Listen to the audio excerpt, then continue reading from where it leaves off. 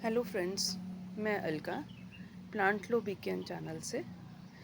आज मैं आपको जेट प्लांट के बारे में थोड़ा सा बताऊंगी कि हम यदि बिगनर हैं तो ऑफ कोर्स जेट प्लांट हमारी फ़र्स्ट चॉइस होना चाहिए।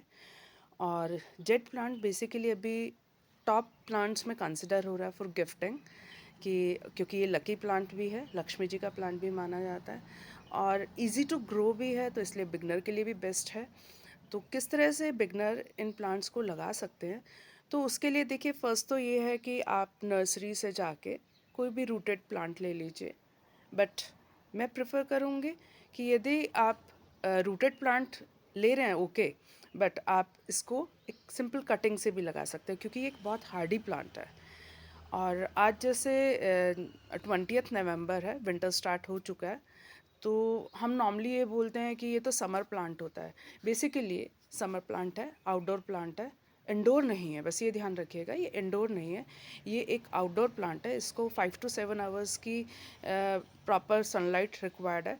या फिर यदि आप अंदर रखते हैं तो ब्राइट लाइट, डायरेक्ट लाइट चाहिए, जैसे आप विंडो के पास रख सकते हैं। कई लोग क्या इसको बिल्कुल अंधेरे में रख देते हैं, वैसा मत रखिए, इसकी सारी पत्तियां झड़ जाएंगी और ये ग्रो नहीं कर पाएगा।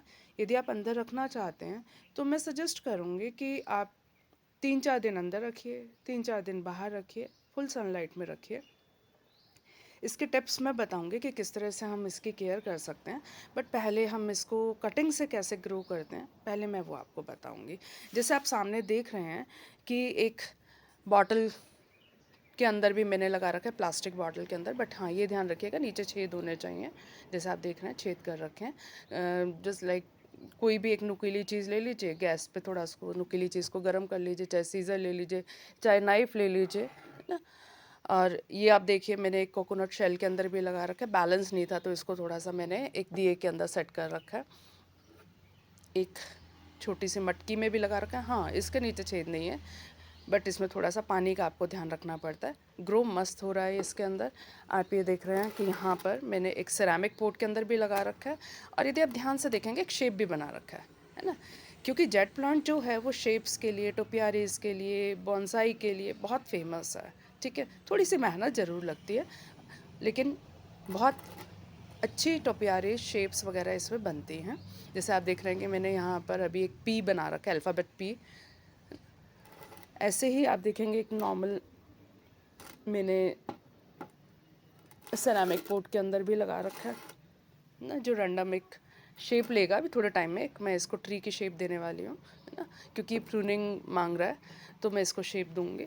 इसी तरह से आप देखिए कि जैसे दिवाली में हमारे दिए बच जाते हैं, बड़े वाले दिए, है ना, तो आप उसमें भी लगा सकते हैं।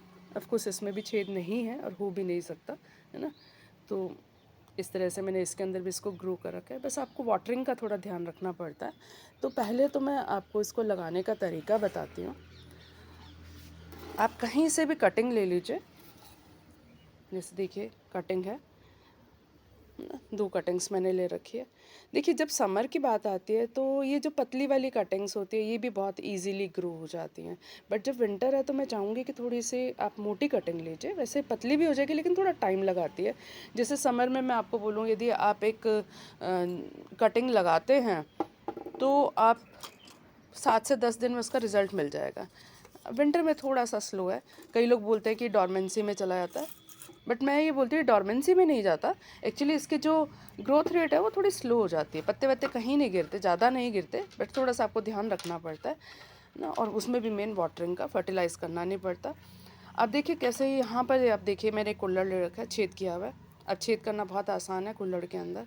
थोड़ी देर इसको पानी में डिप रखिए और फिर किसी भी नुकीली चीज़ से, जस्ट लाइक जैसे मैंने पेचकस से इसको किया हुआ है, तो आराम से आपका ये हो जाएगा। आप जैसे यहाँ पर देख रहे हैं मैंने आइसक्रीम कप ले रखे हैं खाली, उसके अंदर भी छेद कर लीजिए, है ना। इसमें मैंने नहीं किया क्योंकि बिना छेद के भी आराम से रहता है। वाटरिंग का आपको ध्यान रखना पड़ता है। अब सबसे पहले क्या करना है आपको, जितने आपने छेद कर रखे उसको किसी भी ठिकरी से, ठिकरी in the sense just like जैसे हमारा मटका टूट जाता है या पुराना दिया है, आप वो ले लीजिए। रखने का तरीका आप इसको समझिए, ऐसा नहीं रखना आपको। ये जो नीचे वाली चीज़ है, अंदर वाली जो चीज़ होती है, वो आपको ऐसे डालनी है इसके अंदर। ठीक है, ऐसे ही आप इसमें भी डाल सकते हैं।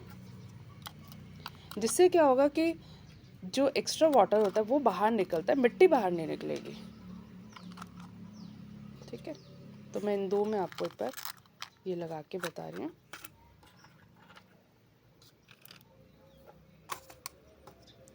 अब बात आती है सॉइल की। सॉइल बेसिकली गार्डन सॉइल होनी चाहिए। जो भी आपके वहाँ की सॉइल है आप वो ले लीजिए, लोकल जो भी सॉइल होती है, क्योंकि मोस्टली हम ये बोलते हैं कि लाल मिट्टी है, ये मोटी मिट्टी है, भुरभुरी मिट्टी है।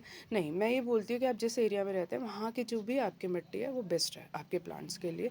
तो नॉर्मली हम जो मिट्टी लेते हैं, हाँ बस ये है कि थोड़ी सी मतलब हार्ड नहीं होनी चाहिए। यदि हार्ड है तो उसमें आप बालू रेत मिला लीजिए, नॉर्मल जो रेत है वो मिला लीजिए, है ना। अब कई लोग इसको कोकोपीट में लगाने का सोचते हैं, नहीं कोकोपीट में मत लगाइए, ये हार्डी प्लांट है बेसिकली और सकुलेंट फैमिली से है। आप देखेंगे ना इसकी पत्तियों में, जैसे आप थोड़ा सा भी इसमें नाखून भी मार के देखेंगे पानी है ना। तो इसलिए आप इसको, जैसे मैंने यहाँ पर अपने गार्डन सॉइल लिए,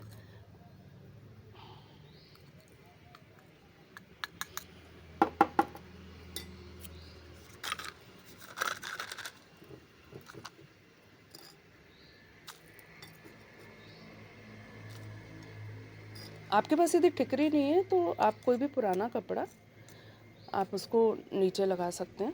मेन ये है कि मिट्टी डायरेक्ट बाहर नहीं जानी चाहिए, और कपड़ा मतलब बहुत मोटा नहीं होना चाहिए। यदि ग्रीन नेट है तो आप उसको भी यूज़ कर सकते हैं।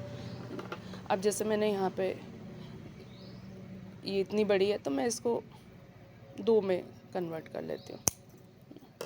अब पत्ते नीचे के आपको हटाने हैं, आप नॉर्मल ऐसे थोड़ा सा घुमाएंगे इसको, आपको सीज़र की भी ज़रूरत नहीं है। तो इतना इतना इसके पत्ते हटा दीजिए, और अब देखिए इसको आप यहाँ पर नीचे तक डाल दीजिए और साइड से मिट्टी इसकी प्रेस कर दीजिए।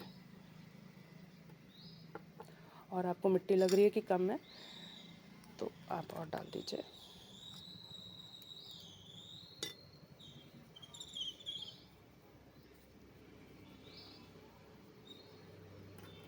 ऐसे ही हमने इसको लिया,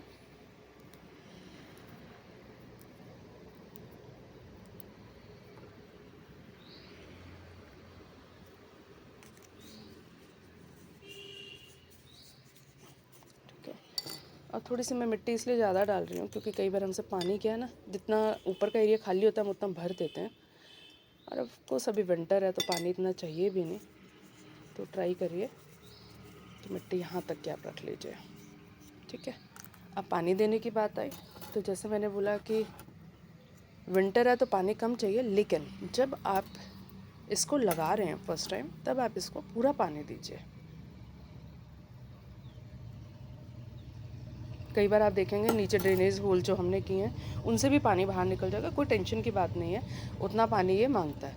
अब आप इसको 2 से 3 दिन, 2 दिन बहुत है ना, इसको शेडी एरिया में रख दीजिए, डायरेक्ट सनलाइट में मत रखिए। फिर उसके बाद आप इसको डायरेक्ट सनलाइट में रखिए।